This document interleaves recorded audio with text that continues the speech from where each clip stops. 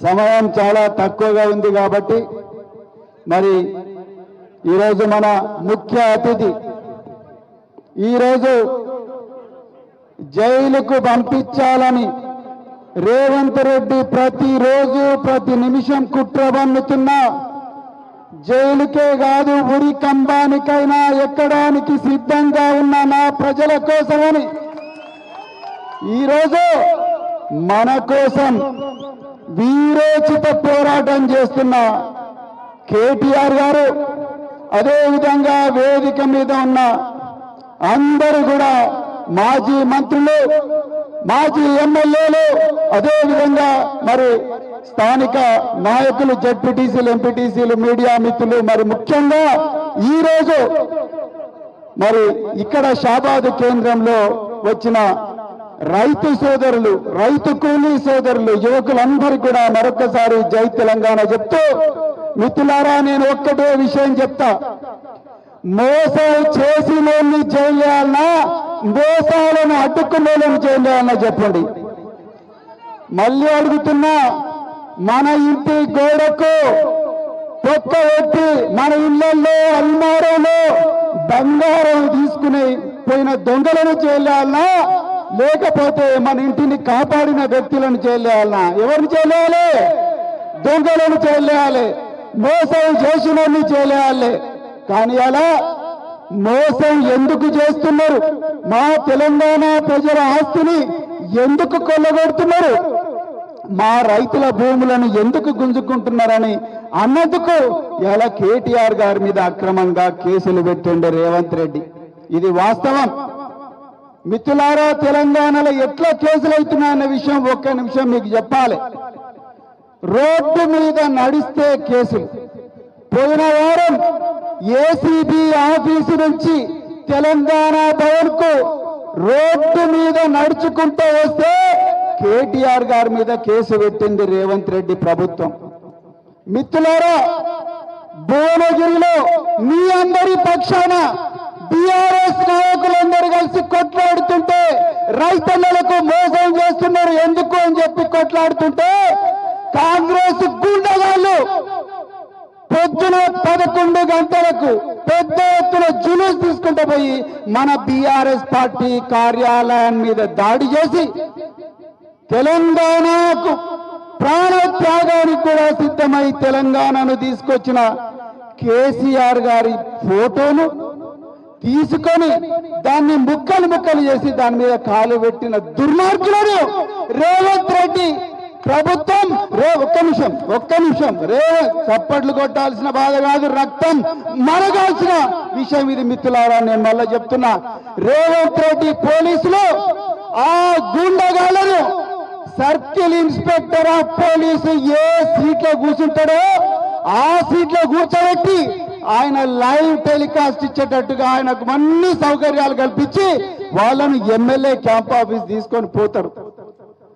మరి రైతన్నలకు రైతు బంధు వస్తలేదు, రైతు రుణమాఫీ జరగలేదు, రైతు కూలీలకు ఇవ్వాల్సిన 12,000 ఇవ్వడం లేదు. గురుకులాల్లో మా పిల్లలు చదువుకుందామని వస్తే 54 మంది పిల్లలకు విషాహారం ఇచ్చి చంపినరని చెప్పి అడుగుతున్న పార్టీని అడుగుతున్న సోషల్ మీడియా కార్యకర్తలను యువకులను రాత్రికి రాత్రే 2 గంటలకు 3 గంటలకు ఇళ్లకు వచ్చి లేపుకొని పోయి జైలుకు పంపించిన దుర్మార్గమైన ప్రభుత్వం ఇవాళ కాంగ్రెస్ ప్రభుత్వం. మిత్రులారా ఒక్కసారి ఆలోచించండి. 50 లక్షల నోట్ల కట్టలతో రెడ్ హ్యాండెడ్ గా బ్యాగుతో దొరికిన వ్యక్తి జైల్లో ఉండాలి. కానీ ఇవాళ మన దురదృష్టం ముఖ్యమంత్రి అయిండు. అదానీ దగ్గర నుంచి దొంగచాటుగా 100 కోట్ల రూపాయలు తీసుకొని 12,000 కోట్ల రూపాయల తెలంగాణ ఆస్తిని అదానికి కట్టుబడుతుంటే ఒక్కడ కేటీఆర్ గారు మా తెలంగాణ ప్రజల ఆస్తి మా రైతు కూలీలకు చాకలి కమ్మలి కమ్మరి కుమ్మరి గౌడ ముదిరాజు మున్నూరు కాపు యాదవ మాల మాదిగ లబ్బాల వర్గల రెడ్డి అందరూ కూడా అన్ని కులాలకు చెందుతుంది. బిడ్డ నువ్వు తీసుకుపోయి గుజరాత్ అదానీ చేతిలో పెడుతున్నామని పోరాటం చేస్తే ఏసీబీ కేసు పెట్టి ఈడీ కేసులు పెట్టి జైలుకు పంపించాలని చూస్తున్నారు. మిత్రులారా, ఇంతకుముందు తమ్ముడు అవినాష్ మాట్లాడిండు, నరేందర్ రెడ్డి గారు మాట్లాడిండు. నరేందర్ రెడ్డి గారు 37 రోజులు జైల్లో ఉన్నాడు. ఆయనను చెర్లపల్లిలో పెట్టిర్రు. మన రైతులను, లగచెర్ల రైతులను సంగారెడ్డి జైల్లో పెట్టిర్రు. సంగారెడ్డి జైల్లో హీరియా నాయక్ అనే రైతుకు గుండెపోటు వస్తే, గుండెపోటు వస్తే అంబులెన్స్లో పెట్టి డాక్టర్ దగ్గర పంపించి, అయ్యా ఒక్కసారి నువ్వు ఇంటికి పో నాయన అంటారు. కానీ రేవంత్ రెడ్డి గుండెపోటు వచ్చిన హీరియా నాయకులు చేతులకు బేడీలు వేసి ఆసుపత్రికి తీసుకుపోయి అక్కడ కూడా మంచానికి బేడీలు వేసి, రైతుకు బేడీలు వేసి మంచానికి బందీ చేసిన దుర్మార్గుడు రేవంత్ రెడ్డి. రేవంత్ రెడ్డి జైలు ఉండాలా, కేటీఆర్ జైలు ఉండాలా? గట్టిగా చెప్పండి అమ్మా, మీరు చెప్పండి. లగచెర్లలో హీరాబాయి, దేవబాయి, సుశీల, అదేవిధంగా జ్యోతి, 9 నెలల గర్భవతి జ్యోతి తన భూమి కోసం పోరాటం చేసింది. ఆ జ్యోతికి ఒక అన్నగా, ఒక హీరాబాయికి, ఒక దేవబాయికి కొడుకుగా ఈరోజు కేటీఆర్ గారు ఢిల్లీలో వచ్చి మన కొడంగల్ రైతుల కోసం పోరాటం చేస్తే ఈరోజు ఆయనను ఏసీబీ వాళ్ళు, పోలీసులు, ఈడీ పోలీసులు జైలుకు పంపించాలని చూస్తున్నారు. చివరిగా ఒక్కటే ముచ్చట చెప్తున్నా మిత్రులారా, దొంగతనం చేయాలంటే ముందు దొంగ ఇంటి నుంచి వచ్చి సొమ్ము తీసుకొని పోవాలి, గోడకు రంధ్రం వేయాలి, ఇంట్లోకి రావాలి, తాళం బలగొట్టాలి, అల్మారా తీయాలి, అన్నకెళ్ళి బంగారం వెండి తీసుకొని పోతేనే వాడు దొంగతాడు. అవునా కదా? పోలీసు వాళ్ళు దొంగలు పట్టుకోవాలంటే దొంగ ఇంటికి పోయి అల్మారాలో ఉన్న బంగారం ఎక్కడున్నది, వెండి ఎక్కడుంది అడగాలి. అంతేనా కదమ్మా? అవునా కదా? మరి ఇవాళ రేవంత్ రెడ్డి గారు ఏమి కేసు పెట్టిండ్రయ్యా అంటే, కేటీఆర్ గారు ఈ రాష్ట్రంలో 1000 మందికి ఉద్యోగాలు ఇప్పించడానికి లక్షల కోట్ల పెట్టుబడి తీసుకొచ్చి ఈ దేశంలోనే ఒక గొప్ప రాష్ట్రంగా తెలంగాణను తీర్చిదిద్దాలని రాత్రింబాలు ఇప్పుడు కార్లో వస్తుంటే వారు చెప్తున్నారు ఎన్ని కష్టాలు పడ్డారు. ఈ విదేశాలకు పోయి నిద్రలోని రాత్రులమ్మ ఎట్లుంటుందంటే విదేశాలు, ఇక్కడ పొద్దునైతే అక్కడ రాత్రి అవుతుంది, అక్కడ రాత్రి అయితే ఇక్కడ పొద్దునవుతుంది, నిద్ర వస్తుంటది.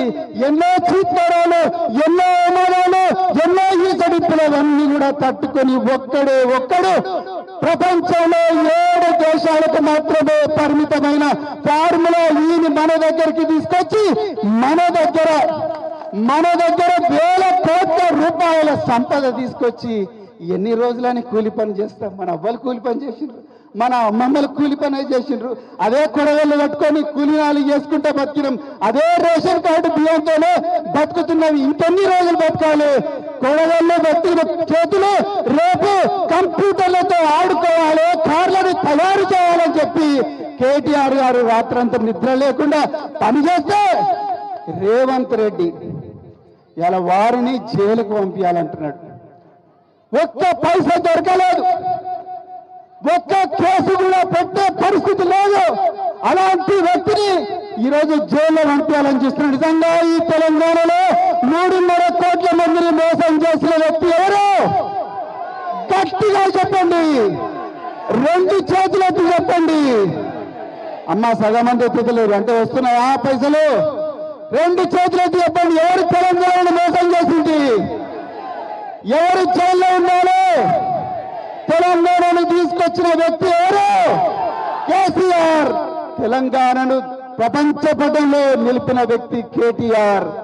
అలాంటి వ్యక్తులను ముఖ్యమంత్రి పీఠం మీద చూడాల్సిన అవసరం అర్జెంటుగా ఉన్నదని చెప్తూ, మరి ఈ రోజు నుంచి మన ఇళ్లలోకి పోయి మనకు జరిగిన మోసం, మన నాయకుల మీద జరుగుతున్న కుట్రలు, చెయ్యని నేరానికి మన కోసం ప్రాణ త్యాగానికి సిద్ధమైన కుటుంబాన్ని జైళ్లకు పంపిస్తున్న విషయాన్ని రచ్చ బండల మీద కానీ, పొలాలలో కానీ, నాట్లేసేటప్పుడు కానీ, కల్లాల దగ్గర కానీ, మార్కెట్ల దగ్గర కానీ, ఆటో స్టాండ్ల దగ్గర కానీ, ప్రతి చోట కూడా పెళ్లిళ్ళ దగ్గర కానీ, చావుల దగ్గర కానీ, ప్రతి చోట కూడా మన తెలంగాణకు జరుగుతున్న అన్యాయాన్ని, మన నాయకుల మీద జరుగుతున్న కుట్రల గురించి మాట్లాడాలని చెప్తూ మరొక్కసారి మీ అందరికీ కూడా జై తెలంగాణ. కేటీఆర్ గారి నాయకత్వం, కేసీఆర్ గారి నాయకత్వం, జై తెలంగాణ. థ్యాంక్ యూ అండి ప్రవీణ్ గారు. గౌరవనీయులు మాజీ మంత్రివర్యులు శ్రీనివాస్ గౌడ్ గారు మాట్లాడాల్సిందిగా కోరుతా ఉన్నాను. కనిపిస్తలేదంట వాళ్ళకి, ఇక మైకులు తీయాలి.